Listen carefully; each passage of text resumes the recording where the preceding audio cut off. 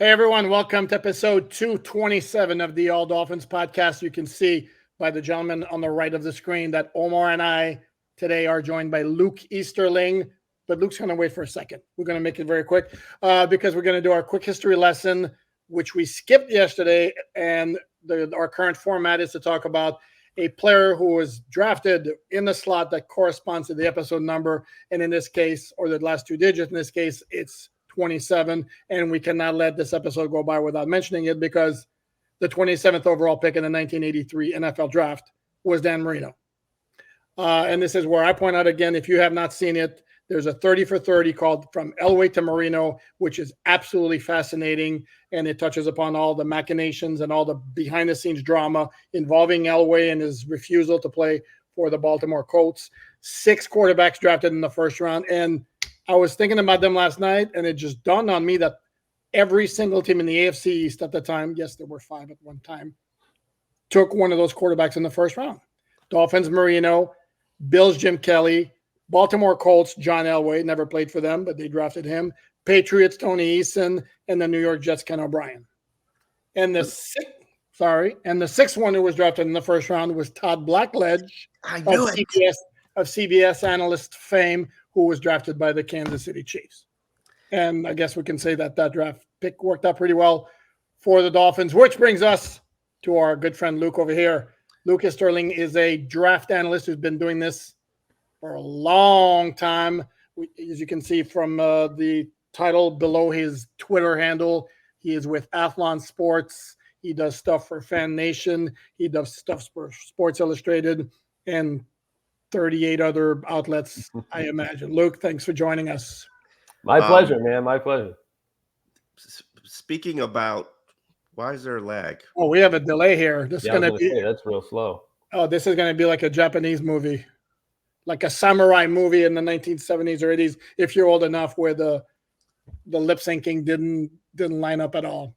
I wanted to ask you, just since we're talking about quarterbacks, where do you think that this draft lines up when it comes to quarterbacks? Because obviously only the draft aficionados and true purists really care about the entire draft, but generally most of the people really only care about the quarterbacks. How does this quarterback class, in your opinion, stack up with past years? I think it's a really good one. I think, interestingly enough, every year the draft conversation has to start and center around the quarterbacks, whether they're good or bad, right? Because the conversation, if it's a bad class, is, oh my God, there's no quarterbacks, right? You go back a couple of years when you've got Kenny Pickett going, barely making it into the first round, and then you wait another full round and a half to see any of them come off the board. That was the conversation, right? And so this year it's kind of the opposite. You've got really a 3-horse race, I think, at the top. I still think Caleb Williams is going to end up being the number 1 pick, but I think you can make a strong case for the other 2 guys. I think you can make a strong case for Jaden Daniels from LSU. I think you could probably make a case, depending on your offense, for Drake May from North Carolina. And it wouldn't be a shock to see those guys go 1, 2, 3. It really wouldn't. Whether the teams that are picking there now stay there or not, anybody who would jump into that range would be going to get one of those guys, right? So I like the way the top of the group stacks up. And then the really intriguing part is the second tier, right? It's when does the 4th guy come off the board? Who is the next one? You got J.J. McCarthy from Michigan. You got 2 kind of elder statesmen from the Pac-12 and Bo Nixon and Michael Penix Jr. You got Spencer Rattler from South Carolina, who's kind of had a reemergence after, the fallout at Oklahoma, had a strong Senior Bowl. Really interesting class. I think that top tier is really, really good. I think that second tier has some intriguing guys. After that, I think it's a free fall. I don't know if I didn't spend a pick in the first 3 rounds on a quarterback, I don't know that I spend one at all. Let me have a follow-up question here about Caleb Williams. And I don't know how I would stack up these quarterbacks, to be honest with you. I have not done the film work yet. I know a lot of people that I respect, like Jaden Daniels and what he brings to the table. But I have heard whispers that Caleb Williams might not want to end up in Chicago. And is there potential that he can pull an Eli Manning in this situation? I mean, I'll be honest off the bat. I'm not much of a sources type of guy. I'm not like an insider. I don't have those type of connections. It's not something I really ever was interested in doing. I'm just a driver. I like watching the film. I like writing about it. So I try to gather things like you said, and listen to people who are, because there's a lot of people who are, connected in those ways.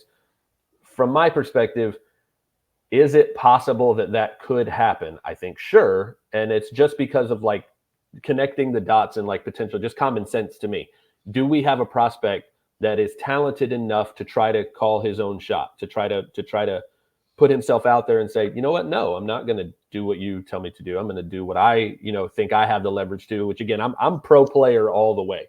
So anytime a player wants to kind of upset the system and say, you know what, I have leverage here, I'm going to use it to do what I think is best for my life and my career, I'd say more power to you. I say, go do it. I don't have a problem with that. So if Caleb Williams, if that is how he feels, and if that is something he would want to do I think he is in the rare position to have enough leverage to do that? I think maybe he does. So whether that is the case or not, again, I can't speak to, but I think he's talented enough. I think even in a class where you have other options at quarterback that might be worthy of going in that range, would he be able to successfully kind of make his way to the team he wants? I know obviously a lot of people have talked about Washington now with Cliff Kingsbury there and him being from that area. Obviously makes a ton of sense, man, and obviously provides us a lot of fun fodder to talk about. My quarterback question relates to Joel Klatt, the Fox college football. Omar's already shaking. Omar does you get a bone, bro. You just never stop doing it. I'm not going to ignore it, and I'm going to preface my question that both Omar and I dismissed the idea because the Dolphins will not bring any competition for Tua. So having put that aside, Joel Klatt, who's a national college football analyst, mocked Michael Penix Jr. to the Dolphins at 21. Just I'm not asking you whether you see the Dolphins doing that, but is Michael Penix in that neighborhood in the first round? Crazy talk, or could some team wind up picking him in that area? What's funny is I saw a mock. I think it was a CBS mock the other day that had Penix at 26 to the Bucks, and you guys know I'm a Bucks guy here in the Tampa area, and so I saw that, and I did the same thing where I'm just shaking my head, and I'm like, is Baker Mayfield technically a free agent? Sure. Did the Bucks literally just go hire Liam Cohen because he has a relationship with Baker Mayfield and already worked with them, and there is an understanding that he's probably not going to play anywhere else? Absolutely. If we're just talking about the player, this is what's interesting about the evaluation of Michael Penix Jr. is that when you just watch him play football, I think he might be the best downfield vertical passer in this class. I think he's got that arrogance almost in a good way to say, I can make that throw. I can challenge this defense. I have the playmakers to do it, which we'll kind of get to that in a second. Always willing to give his guys a shot. Go watch how many contested catch situations he was able to say, go get it, Rome Odunze, go get it, Jalen Polk, go get it, Jalen McMillan. He took advantage of the fact that he had weapons around him and was like, I trust my guy. I'm going to put it where he can get it. And they made so many big plays down the field. I think that what you want to see is when it's not there, he had so much time in the pocket. I mean, he's not a terribly mobile guy. Again, you look back at the injury history that he's got. But he had a ton of time to throw the ball. He had a ton of time to look around. I don't know if he ends up in a situation in the NFL where that's going to be the case. He's going to be a 24-year-old rookie. First 4 seasons in college football ended with season-ending injuries. Yes. And I love the player. He's a Tampa guy. He's from Tampa Bay Technical High School where I played in that area. So I'm always rooting for guys like that and would love to see him come back to Tampa even and have a reunion with this community. That'd be great. If I'm being honest as an evaluator, again, who's been looking at these guys for 20, 25 years, I don't see the NFL looking at a quarterback in a class that's fairly deep, who is going to be 24 years old as a rookie, who has that kind of injury history, and saying, I can spend my first round pick on that guy. I can't see that happening. And again, I'm a huge fan of his game. I think he's a great football player. Those things matter so greatly to the guys making these decisions across all 32 franchises. And I think if there's any of those top quarterbacks who doesn't go in the first round, my money is on Penix, not because of who he is as a player, but because it's just going to be such a hard sell for those teams to get an older quarterback with that injury history, who I think, again, has to be a system fit. He's a left-handed vertical passer who doesn't move around a ton outside the pocket, and that's got to be a specific fit as well. Reminds me of somebody. I knew it was coming. I absolutely knew it was coming. With a better arm. But here's the one question I have for you, Luke, regarding quarterbacks, because we all know NFL teams are just guessing. They're just guessing, just like the general public, just like these draft experts. They're literally just rolling the dice and trying to figure out who's actually good. If that were the case, CJ Stroud would have been the number 1 pick last year, and Patrick Mahomes would have been the number 1 pick in his draft class. Do you feel like Penix could potentially give me a percentage chance he could walk away from this draft as the best quarterback in it? I mean, how many top guys we got? 5 or 6, 20%, 15%. I don't know. I think he's got as good a shot as anybody, just because, like you said, there are always so many variables. And this is why, like, my overall tenor when it comes to evaluating prospects tends to be more like glass half full. And I do take some grief for that. People think I'm too positive some of the time, but it's because I feel like so much of why a guy doesn't succeed at the next level, regardless of position, has so much to do with things that are outside of that guy's control. There's so many variables that beyond their abilities can contribute to whether or not they succeed. And I think quarterback is in a league of its own when it comes to that. Scheme, timing, coaching, supporting cast, all of those things work together or work against you depending on what happens. So if Michael Penix ends up in a situation where, again, vertical, downfield offense, great offensive line, has quality weapons like he was able to have those last 2 years at Washington, able to keep him protected in a clean pocket where he's able to stay healthy, and all those things work together, if he gets that fit, he's absolutely talented enough to be the best quarterback in this class. And I think he's got as good a shot as anybody, but those things all have to come together. I'm going to go on the record here. I'm going to go. What is it with this all the time? My God. See what I have to deal with. I'm going to go on the record and say I'm not bothered by his age, because even if he's 24, if he's a stud in the NFL for 10 years, nobody's going to care. That I am with you, though, about the injury history is a little bit concerning, but the age doesn't bother me so much. Yeah. Now, when we're talking about the Dolphins, and Omar and I agreed on this, it's the idea that taking a quarterback at 21. No, not happening. It's a lot more likely they're going to take an offensive lineman. And what the Dolphins need more than anything else is immediate help from the draft, which they have not gotten outside of Devon Achane over the past couple of years. So with that in mind, who is the most NFL-ready interior offensive lineman in your eyes? I think there's 2 guys, and I think they're in a decent range to get one of them, depending on how things fall. They got a few teams. They got Seattle at 16. They got Jacksonville at 17. Also need very similar guys. So it's going to be interesting to see if they could sit at 21 and get the guy. But if you want a center, it's Jackson Powers Johnson from Oregon. JPJ. Again, smart, nasty dude. He's a good athlete. The best thing I learned about Jackson Powers Johnson, though, is that he was at the Senior Bowl. And if you've ever been to the Senior Bowl, that long walkway that you take from the hotel to like the parking garage or the convention center, where the autograph hunters always sit at like the end, right? He said that he would autograph things with fake names all week. And he said he put like Turd Ferguson from the old SNL on there. Like he was. So I immediately had to up his grade a little bit when I found out that he was signing fake names for autograph hunters at the Senior Bowl. But no, he's hell of a player, hell of a prospect. Again, clearly the top center in this draft, I think. And again, I think he's athletic enough to work in that Miami offense. He can move, he can call out protections. But the guy I really like, if you want to guard, is Troy Fautanu from Washington, who actually played left tackle for them. But I think he's a better guard at the next level. I think he's a little shorter arms, but man, he's powerful. He's athletic. And again, those 2 guys, Fautanu seems to come off the board pretty early in all my mocks, because I just don't see him getting past Seattle and Jacksonville.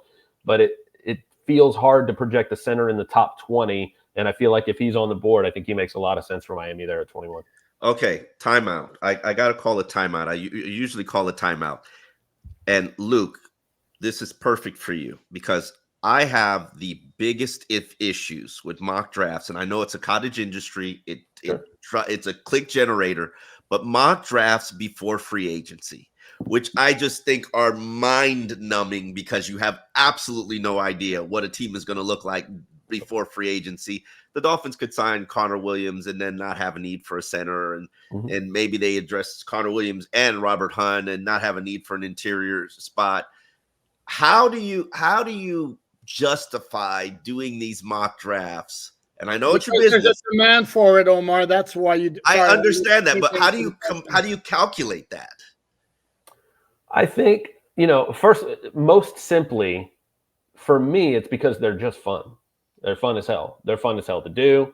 Again, it's something I've been doing since I was a kid, and the fact that I get paid, that's literally my full-time job to do it now, is hilarious to me. It's not lost on me that this is literally what I get to do. I every day, like if I'm working on a big one and it's late at night and I'm like, man, I'm tired. Like there's literally my 14-year-old self kicks me in the ass and is like, you need to shut up. Like this is literally what you do for a living. You would have killed for this when you were a kid. So it usually gets me. But I think big picture, how do you go about doing the work when you know it's to put what you're saying, it's kind of meaningless in terms of how it will actually impact the way things will actually look, right? The way I look at it, and again, I love all the emails I get from readers that are like, this will never happen and that'll never happen. I'm not trying to tell you, especially in January or February or hell in September when I'm doing them that are even more crazy, right?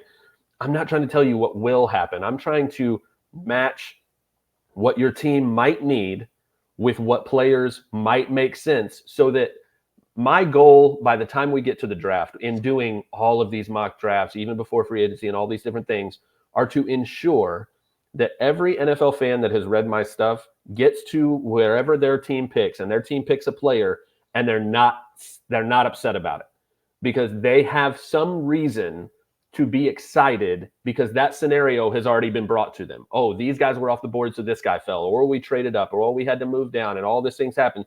I want to give them a reason to be excited about every single player I could possibly put in that position, so that, I mean, again, growing up as a fan, we watch college football, we get locked on a guy like, man, I want the Bucs to have that guy. And then when the draft comes, it's highly unlikely that one guy is going to be your pick. So you end up disappointed. And I think that's stupid. You should never walk away from the draft anything but hopeful that your team got better, right? So I think, I don't know if that answers your question, but like in terms of how I try to put it together, I try to talk about the fact that we won't know. The Vikings might re-sign Kirk Cousins, and if they do, they don't need a quarterback at 11. If they don't, now maybe they're reaching for Bo Nix or JJ McCarthy. I try to discuss all those things as if, I'm not trying to insult the reader's intelligence. They know that free agency hasn't come yet. They know these things are going to change.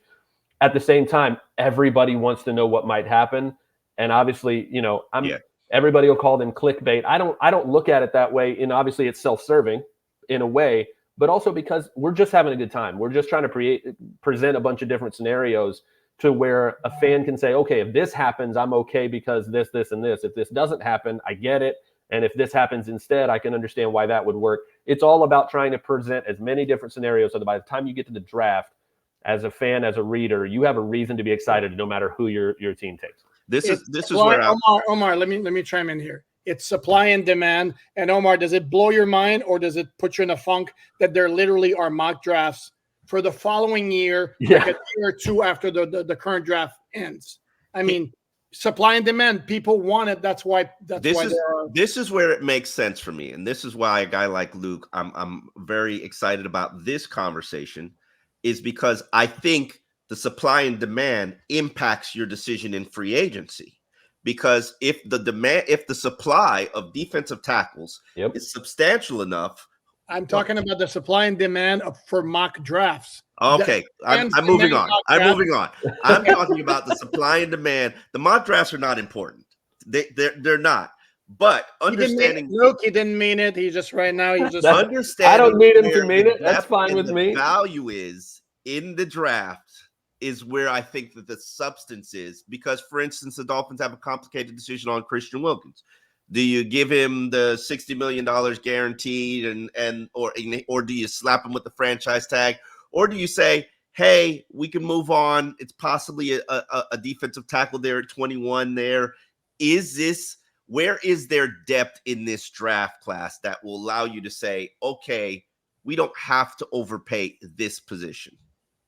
Yeah, I think that's a huge part of it. And I think, again, one of the things about the work that people like me do is the vast difference between what we do and what 32 different NFL teams are doing in their draft rooms, right? I mean, the kind of macro big picture, this is what this player can do in a vacuum, this is where he might fit, is just nowhere near what every different team with their scheme and their coaching staff and the the team culture and the type of position they need for the type of player they need for each position.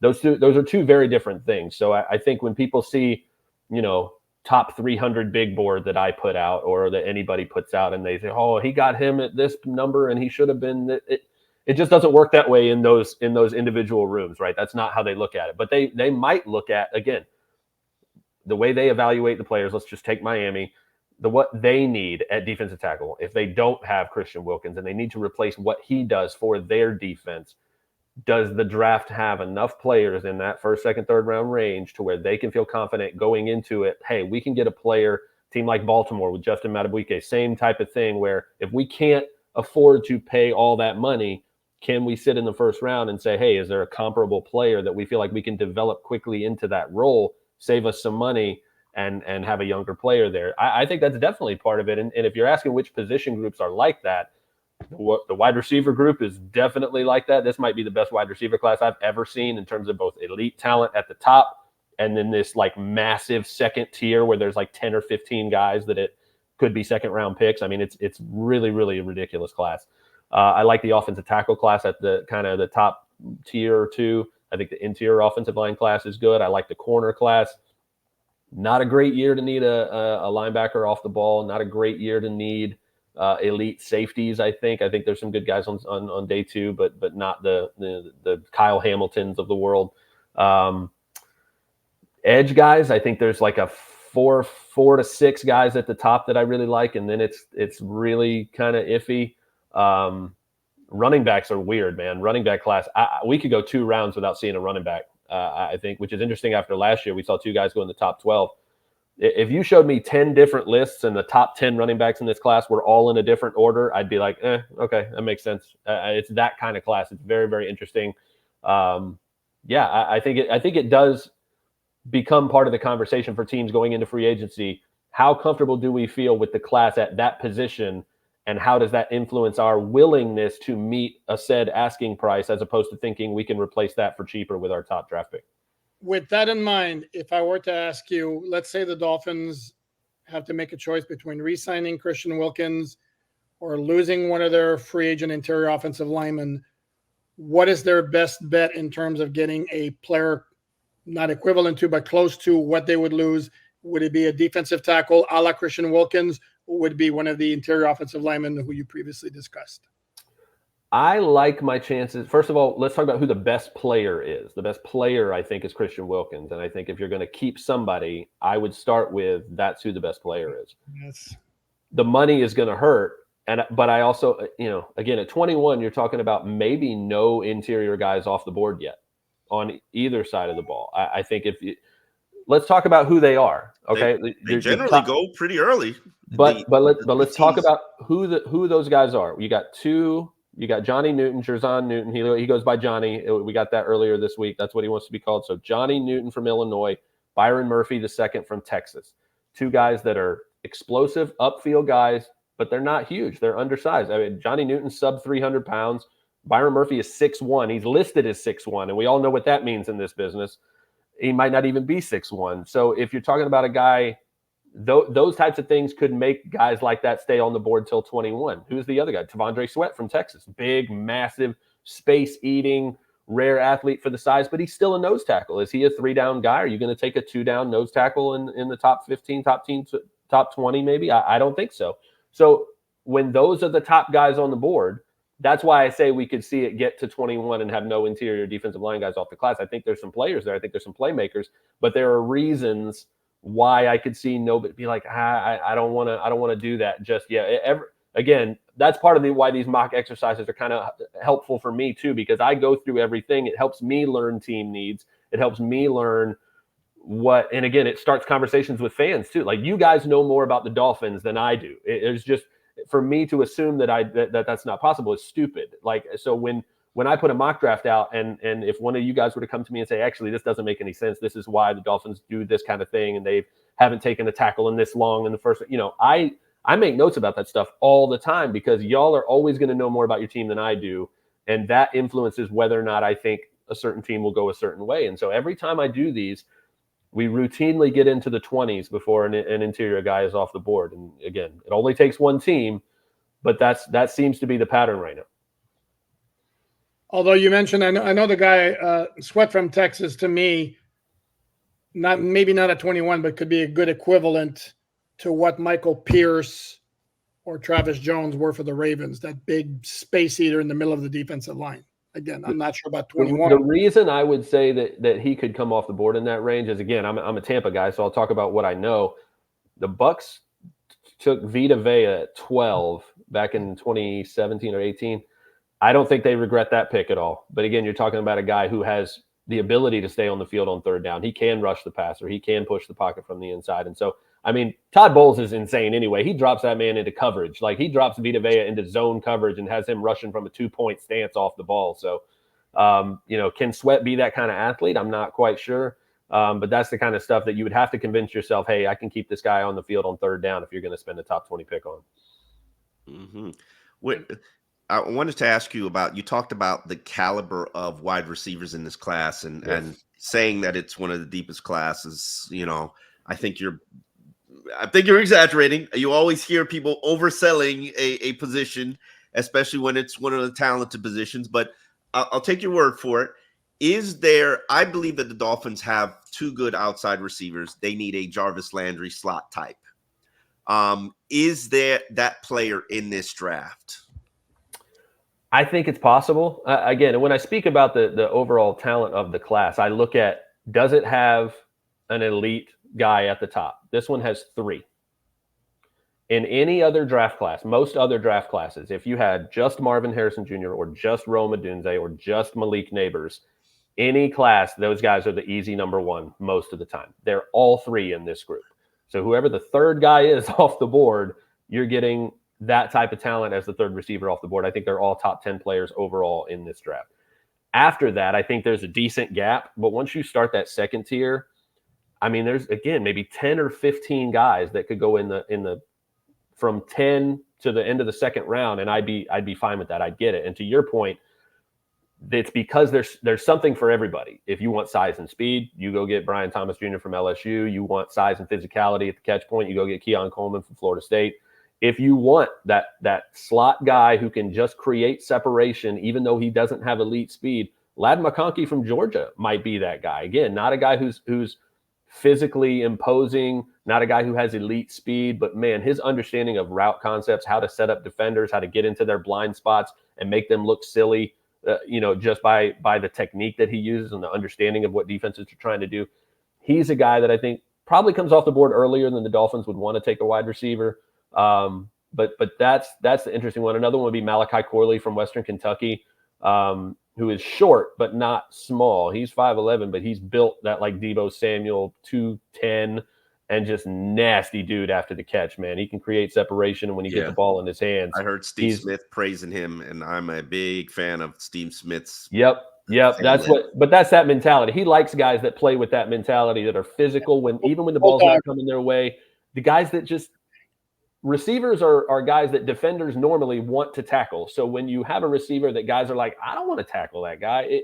The guy like Steve Smith liking Malachi Corley doesn't surprise me at all. He's that type of dude after the catch. Well, then it's possible the Dolphins could need a wide receiver near the top, like pretty early, if we are to believe this hypothetical trade that Mike Tannenbaum, who Omar and I really like on television, but he threw out Jalen Waddle for Trent McDuffie, and if I'm the Dolphins, I'm like, yes, please, yes. I see absolutely. This is the chance that Kansas City would agree to that. But anyway, throwing that aside. He also, I think, had the Giants trading up to number 1 and giving up like 5 picks and Kayvon Thibodeau. When wow. No offense, Mike. Sorry. I don't. Yeah, no, like I said, love Mike, but yeah, KC's not trading Trent McDuffie for Jalen Waddle. Wanted to get your thoughts, not on a prospect from this year, but from last year, because we still don't know what he's going to be in the NFL, and that would be Cam Smith. What were your thoughts on him coming out of South Carolina? And for Dolphin fans who saw him basically ride the pine when the team was on defense this year, give him some reason for hope. Yeah, I mean, I saw a well-rounded guy. I think anytime you have a guy who's comfortable in both man and zone, he's willing to come in and play and run support, which again is something that for corners, that's something I immediately make a note of if I'm ever watching film. How does this guy react to the run game? Is he willing to stick his head in and make tackles? Is he a passive tackler who just kind of wants to show up to the pile at the end and say he was part of it? That you gain points or lose points with me very quickly when I watch corners and I see how they react to the run game in front of them and how they try to shed blocks. Are you trying to just kind of stay blocked so you don't have to get into the action, or are you trying to fight through and actually make a tackle? And I Cam Smith checked all those boxes for me. Again, not the biggest guy, doesn't have the longest arms, but again, a guy that was tested in the SEC against some really talented receivers as well. So I can't speak to last year's, situation and why he wasn't on the field as much, which again speaks to the difference in the way the way we try to do this work. There's so much that I'm not privy to. I'm not privy to interviews and behind the scenes stuff and whiteboard work and even some of the medical evaluations. We don't even find out until Fangio's doghouse. Oh, geez, man. I can't imagine. I hope I never find out, to be honest. So no, I think Cam Smith, the prospect, plenty of talent. Definitely, I think I had him as a top 50 guy. But yeah, hopefully gets more of an opportunity with the new staff there. Where do you think that this cornerback class stacks up? Would you how many first round cornerbacks do you have in mind? Because really the Dolphins, they've got Jalen Ramsey, but that's about it at cornerback, unless you consider Kader Kohu a legitimate starter. And more than likely they're going to move on from Xavier Howard. So where is this cornerback class in terms of top 50 prospects? Top 50, I think it's really, really good. Top 10, nobody. I think that's where the interesting part is. It's similar to when I said the running back class. You can kind of stack those first 10 guys in any order. Apologies in advance. I think the lawn guys are here. So if you hear a leaf blower, that's what's going on. But the corner class, it's really like the top 5 guys for me. There's reasons you could make a strong case again. If one of these 5 guys, Terrion Arnold or Kool-Aid McKinstry from Alabama, I like both of those guys. I like Arnold a little bit better right now. Nate Wiggins from Clemson, Cooper DeJean from Iowa is an interesting guy in that he probably ends up at safety. But if I'm drafted, I think he's a good enough athlete. I want to see if he can stay outside. He can play in the slot, I know, but see if he can stay outside. But just a guy you can move around. Great athlete, versatile guy. You can do so many things with him to take advantage of the versatility and the athleticism. I think that's his trump card in this corner class. And then Quinyon Mitchell, who may not be a household name at the moment out of Toledo, but I mean, huge production, put up huge numbers. And then obviously everybody wants to say, oh, what about the level of competition? He might have been the best player at the Senior Bowl, regardless of position, from day one-on-ones. And we know how stupid those one-on-ones for defenders, right? Those one-on-one drills always favor the offensive player. And to see the way he was able to play in those one-on-one situations against whoever lined up from him, Power 5 guys all day long. Quinyon Mitchell is the guy. Again, physical tools, the film is there, the production is there. If any of those 5 guys are the first corner off the board, I understand. There's some solid day 2 guys as well, but there is no Jalen Ramsey in this class. There is no top 5, top 10 type of guy at all. I got another one looking back for you. Did you or did you not like, and how much did you like or not, Channing Tindall coming out of Georgia? Why are you torturing this man and torturing Dolphin fans? No, I know. Channing Tindall was a rough evaluation because incredible athlete and just didn't play a lot of football at Georgia. He wasn't on the field a lot. That was one of the most loaded defenses in college football, and he just didn't have a ton of snaps. And so, it's hard to project whether you're talking about, Trayvon Walker is the number 1 pick a couple years ago, guys that are phenomenal athletes, but you don't know how they are as a full football player, as a full-time starter yet. That is a really tough evaluation to make moving to the next level. So that's kind of how I felt about Channing Tindall. Is obviously there's physical tools there, but especially after watching 5 years of Devin White at linebacker for Tampa Bay, watching a guy who's a phenomenal athlete, but still 4 or 5 years into his career trying to put together the football player part of it. That's what happens. I'll take him off your hands if you don't want him. I mean, he won't be back in Tampa. I don't expect him to be back at all. So you don't think so? No, not at all. I'd put money on that, and I don't do that often. Oh wow, that's an interesting. And that's kind of saying something. Todd Bowles and Devin White have a very tight relationship. They are very close. Todd Bowles went to bat for him on more than one occasion over the last few years, and it's not even that I don't think he's had moment. If Devin White had spent 4 or 5 years being the player he was for that 4-week playoff run in 2020, 2021 when they won the Super Bowl, he was one of the best linebackers I've ever seen for those 4 weeks, and the Bucs have a ring largely because of the way he played in that playoff run. He was never that player at any other time in his career, and the upside is still there. He's still a phenomenal athlete. You can make a highlight reel of his and say, this is the guy. This is the prototype. The problem is there's still, when you're in year 4 or 5 and you're still having the same mental issues and lapses in coverage and assignments that you were having as a rookie, that's the kind of stuff where I'm like, that's got to be some other team's issue to fix. I can't pay you $100 million over 5 years, which I think is what he wanted. He wanted Roquan Smith money, from what I understand. Again, I'm not much of an insider. The few sources I do have are probably in that building. But if he wanted to be one of the highest paid linebackers in football over 4 or 5 years, I just never thought the Bucs needed to see that this year. And there were moments of it. He played really well against Jacksonville. He's had some moments, but it's never been consistent enough to where I feel like they were ever comfortable giving him that you're deal. not giving him a fair shake because you're watching him play next to Levante David, who is a very polished player? Maybe. And again, I'm the leader of the Levante David as a Hall of Famer fan club. So I wouldn't necessarily put that. I think I would put it the other way, which is, how did you spend 5 years playing next to this guy and not get much better from an read and react? That's my guy. I'm not going to chase the quarterback and leave Tyler Algier to run 75 yards down the field on 3rd and 4.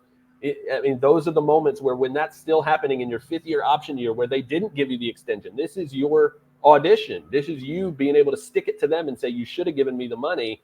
And it still didn't happen this year. That's what's frustrating to me is you did spend 5 years next to that guy, and you still have too many rookie moments instead of becoming more like the veteran type of guy that you probably should be at this point in your career. Let me. I love how this turned into the Devin White show. Sorry about that. Hey, I didn't expect him to be let free, but if he's going to be let free, I'm definitely. I do not think he was. No, I know he's a free agent, but I didn't. I thought maybe they would put the franchise tag on him. Okay, if they didn't do that, they try to lock him up. But hey, that's fine. They'll tag Winfield. They'll tag Winfield if they can't get a big deal with him done. But Winfield's not going anywhere anytime soon. But they'll tag him if they have to. Where is this draft class? Because we've got Jerome Baker here, who's probably going to be shaken down if not released.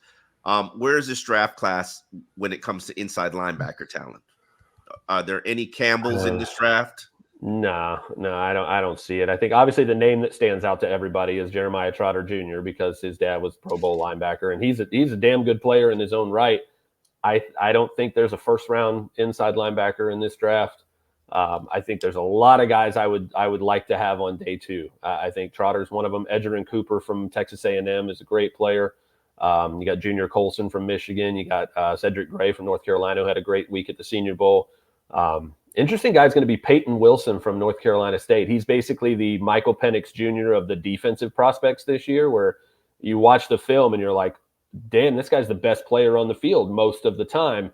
Again, guy's going to be 24. He's had injury issues almost every single year he's been in college, so you wonder about the durability. But as a football player, Peyton Wilson is easily one of the best linebackers in this draft. You got Tyrese Knight from UTEP is a kind of a mid to later round guy that I really, really like. An older, more experienced prospect, had that extra couple of years of eligibility. But I like him quite a bit as well. That's where the value will be in the linebacker class. It won't be early. It'll be guys that in the late third, early 4th round, you can probably get the same caliber of player that you're getting if you're taking the first one off the board in the second. Here's another question related to the inside linebackers, not draft, but we mentioned Devin White. Levante David also is a free agent. He's not going to get tagged because they're going to tag Antoine Winfield, as you said. He's also from Miami. So my question to you is, how much football does he have left? He still look like he could play? Levante David, it should be physically impossible to play as well as Levante David did last year at 33 years old. I mean, it's just the way his body plays like he's 26 and his mind plays like he has been in the league for 12 years. I mean, just go. I mean, again, the production's there, but if you get a chance to really just go watch film and isolate Levante David and watch the way he played last year, that did not look like a guy at the end of his career. It did not look like a guy that was hanging on at the end of a Hall of Fame career, but you could tell he's a step behind. He wasn't at all, ever. Like, he still looked like the same guy that we saw in his prime at 26, 27 years old. So for me, from Levante's perspective, I really have a hard time thinking that if he wants to keep playing, which again, he is still playing at a very high level, I have a hard time believing it'll be anywhere else but Tampa. You mentioned the connection to Miami, which maybe there's something there. I feel the same way about Mike Evans. I don't think Mike Evans goes anywhere, but if he does, I think it would be to Houston because he's from Galveston. He still loves his hometown, spends a lot of time there, and does a lot of stuff in the community there. So if a team like Houston were to throw him $30 million a year over 2 to 3 years, which they can afford to do until those other contracts come up, maybe that's what gets Evans to go somewhere else. I could see maybe it's the case for Levante if the Dolphins were to give him something that would be, well beyond what the Bucs would give him, which again, They I have think last year was shot at him twice, and then yeah, I think if that ship has sailed in terms of trying to play the hometown discount thing, I think we see if Levante wants to keep playing, which I hope he does, because again, he's still balling. I think he comes back on another one. I think he comes back to Tampa on a 1-year deal until he doesn't want to. I think that's the way it goes for him. Mm-hmm. Well, I want to follow up with one more. You talked about the safety class and not really being a big fan of it. Where are you with Cam Kitchens, and what did you see from him at the Senior Bowl? So the senior class is, again, very much like the linebacker class, where I don't think there's a first-round guy, but there's a lot of day 2 guys that I really, really like. Cam is one of them. He's safety 1A, 1B for me in this class. I really like Tyler Nubin from Minnesota. I know some people who like James Williams better than Cam Kitchens, depending on what you need. And if you want that kind of more bigger hybrid linebacker type of guy. But Kitchens, to me, again, I think is the best blend of everything you need from a safety. I think he's big and tough enough to come down in the box if you need him to. I think he's got the range. He's got the athleticism, the ball skills, the instincts, all the other buzzwords, right? To survive in single high, because usually you have to have one or the other. You're either tough and physical enough to stay in the box, or you've got the fluidity to flip your hips and the range and the instincts to not get lost if you have to play single high, right? So I think he is good enough at just about everything to where no matter what your team needs from a safety, they can bring him in and be confident that he's going to fill that role. And so that's why I think he could be the first safety off the board. That will come down to fit as well. If a team really wants a ball hawk center fielder and doesn't need the in the box physicality, I could see Javon Bullard from Georgia or Kalen Bullock from USC being the first safety off the board. But Tyler Nubin and Cam Kitchens, I think, are the most complete safeties in this draft. Mm-hmm. Well, Luke, we appreciate your time. We appreciate you breaking down the draft for us. I'm sure you were looking forward to more work for you from the not the Senior Bowl, from the NFL Combine. How productive is that for you outside of the interviews? The Combine, and I feel this way about the Senior Bowl too, is that the Combine it's always a piece of the puzzle, but it should always push you back to the film, whether good or bad. If a guy pleasantly surprises you, you should go back and find out why. If a guy disappoints you, you should go back and find out why you expected something else, right? Because, all the cliches, right? The underwear Olympics, it's different. You're not going out there to play football. You're going out there to show very specific traits in very specific situations. You have to make sure that you see it translate on the football field, or it just won't matter when the pads go on. So if you see a guy who runs faster or slower, you see a guy who moves differently than you saw on film, to the point where you're, again, surprised in one direction or the other, it should always point you back to the tape. Go back and look at it again and say, hey, did I miss something? Is this just something where when the pads aren't on, it looks a certain way, and when the pads are on, it looks differently? So that's really what the Combine is about. It fills in some important information. It is not as important as I think a lot of people think it is or maybe should be. At the end of the day, it's all about the football. And really the most important stuff there happens in the places where the media really can't see. And we don't find that out until after the draft. He's talking about the tampering. That's what he's talking about. And the interview. And unless you're Bruce Arians, just go ahead and say it. Tom Brady. I want Tom Brady. Yeah. Shut up, Bruce. All right. Well, we thank you for your time, Luke. Luke, how do they find your work draft-wise? I know you do Athlon Sports, the magazine, the Draft Guide, which is one of my favorite guides. Do you know when it's coming out? I usually get it. We've got. I've actually. You want to see it? Oh yeah. Where's the camera? Where is it? There you go. There it is. I have. This is my lovely advanced You got copy. put it. It's blended into your face. It's into my face.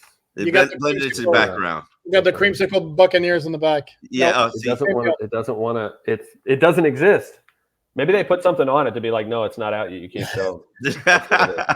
No. I believe it hits newsstands on the 28th, but I believe you can also order it off the website right now. I think that's live. So if you head over to athlonsports.com, you should be able to get it live. I'm not gonna lie, man. I've been reading this magazine since I was a kid, and so to be able to contribute so much to it this time, I'm literally like a kid in a candy store, man. I'm proud of the work we put into it, but I'm literally just a little kid that's like, oh my God, I got to do this. Like, this is so cool. So if you're like me and you grew up loving these magazines, loving physical print media that you can hold in your hands and flip through the pages, that's important to a guy like me who grew up working at newspapers and reading these magazines. And so the only way we get to keep making them is if people keep buying them. So please go out and buy this magazine, buy this draft guide. We put so much work into it. It was really a lot of fun. But yeah, online, obviously, athlonsports.com, si.com/NFL/draft. I do all the stuff for the Fan Nation site there. Every now and then I do some draft content for the big si.com site as well. But yeah, man, get out there and go to your bookstore. Tell them you want that Athlon draft guide, man. Make sure we can keep making these. All right. Well, we appreciate you. And then we will be back tomorrow on the All Dolphins podcast. We are going to have another Win Podcast Unite, which features Chris Perkins and Adam Beasley. So both guys with writing backgrounds show you guys how real journalists handle these podcast discussions. Was that insulting? Did I cross the line there? Yeah, you didn't need to go there, but okay, you did. Yeah, I went there. All right. Well, we appreciate you. We appreciate you, Luke. Thank you again. And my pleasure, fellas. All right. Visit alldolphins.com for the latest news, analysis, and columns, and it's all free. You can find Omar Kelly and Alan Poupard on the All Dolphins podcast discussing South Florida's NFL team on YouTube and anywhere you find your audio podcasts. Make sure you subscribe, like, and share so you stay in the know.